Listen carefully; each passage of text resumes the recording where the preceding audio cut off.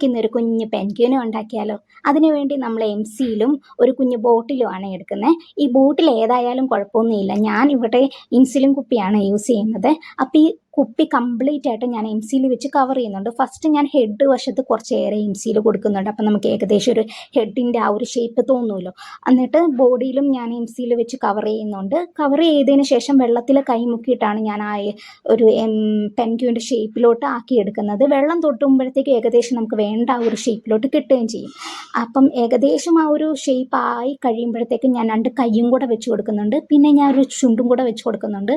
അതിനുശേഷം ഞാൻ ഒരു 2 to 3 hours ഇത് ഞാൻ ഉണക്കാൻ വെച്ചിട്ടുണ്ട്. ഉണങ്ങിയതിന് ശേഷം ഞാൻ കളർ അടിക്കാനായിട്ട് ഞാൻ നടുക്ക് വൈറ്റ് കളർ അടിച്ച് കൊടുക്കുന്നുണ്ട്. വൈറ്റ് കളർ അടിച്ചതിന് ശേഷം സ്കെച്ച് വെച്ചിട്ട് ഞാൻ 2 കണ്ണും കൂടെ കൊടുത്തു. ചുണ്ടിൽ ഞാൻ യെല്ലോ കളറും കൂടെ കൊടുക്കുന്നുണ്ട്. അപ്പോൾ ഇഷ്ടപ്പെട്ടു എങ്കിൽ ലൈക്ക് ചെയ്യുക, സബ്സ്ക്രൈബ് ചെയ്യുക, കമൻറ്റ് ചെയ്യുക. Thank you.